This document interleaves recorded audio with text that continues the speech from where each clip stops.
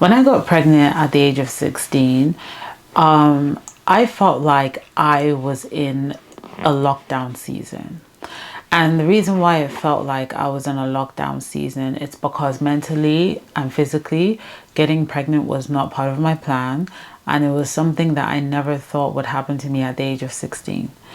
And I'm somebody who really loves my freedom and who had goals and dreams and, visions of what I wanted to become.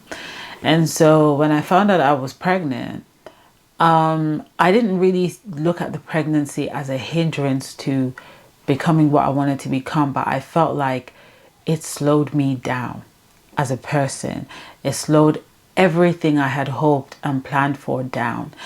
And one of the things that I said to myself in the midst of all of that was that I would never allow a man to put me in that position until I am ready to be pregnant. And that was when I realized, and the reality hit me, that women are the gatekeepers of children.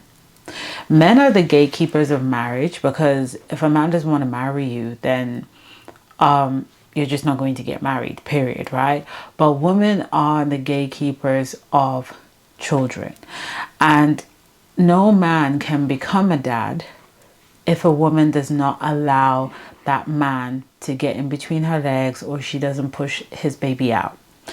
And because of this information, or this reality check that I had, I then decided that I wasn't going to let a man get in between my legs and go on the celibacy journey of just not having sex prior to marriage. Me going on this journey of celibacy, it wasn't necessarily all about religion, and it wasn't all about finding the right man, but it was more about me getting my power back and me getting my freedom back.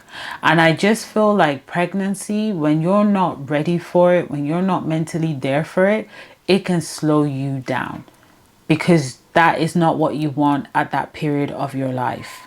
Me going on this celibacy journey, me gatekeeping my womb, allowed me to pick myself back up very, very quickly after giving birth to my son.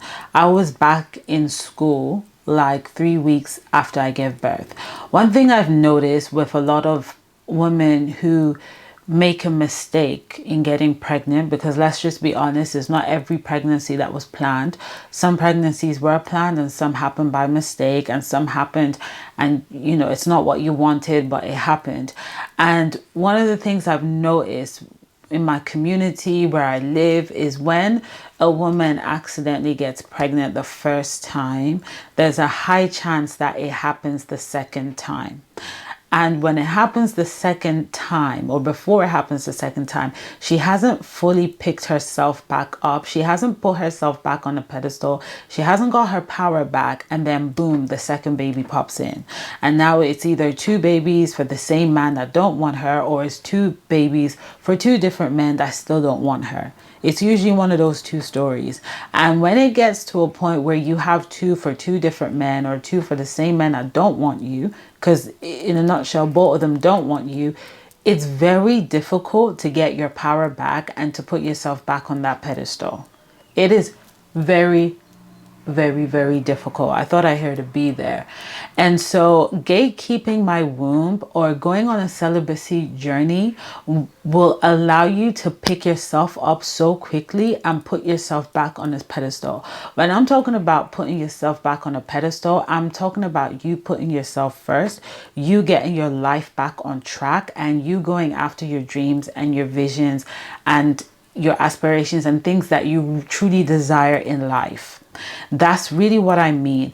And one of the things that I've noticed in the women in my community and women that I grew up with who were also teenage moms is that 90% of them didn't get their life back. 90% of them settled for the mom life, for the full-time mom life, for the, sacrificing your whole life for your children. And then when they see other single moms going back to school and getting their life back on track, then there's this level of bitterness and envy and anger and resentment towards those type of women.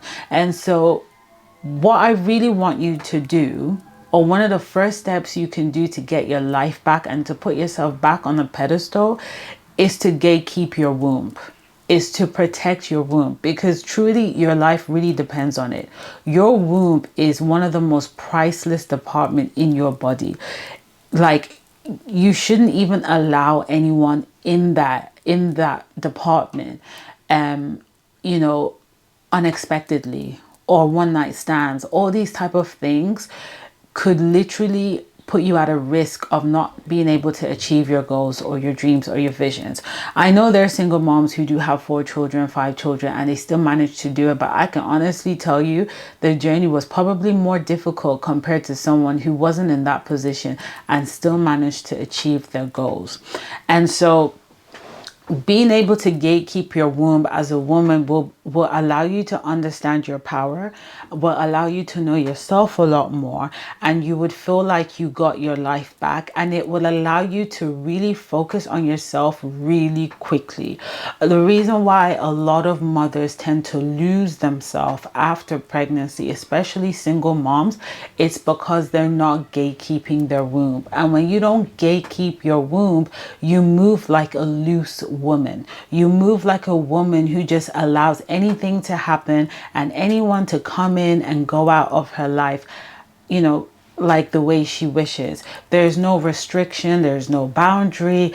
You know, dudes come in and they play with your womb and do whatever they want to do and splash whatever they want to splash, and then they go on their way, and then you're left with all this stuff and memory that is just polluting and distracting you from going where you want to go or achieving what you want to achieve. One of the biggest way to get your power back as a single mom is to gatekeep your womb and to go on a celibacy journey. So if you're wondering what is the quickest way to get your life back, what is the quickest way to put yourself back on the pedestal, is to gatekeep your womb. This advice is obviously not for somebody who is married, but if you're married and you feel like you've just got a child right now, I feel like in marriage you can also gatekeep your womb. But obviously you do make love to your husband, you do have sex with your husband, but at the same time, you have to allow your womb to heal. You have to, you know, allow your body to heal, to recover slowly. But for those who are single mothers, one of the quickest way to get yourself back on the pedestal, to get your life back, is to gatekeep your womb. So I really hope that after this video, you will put what I say in this video into consideration, because this is what really worked for me.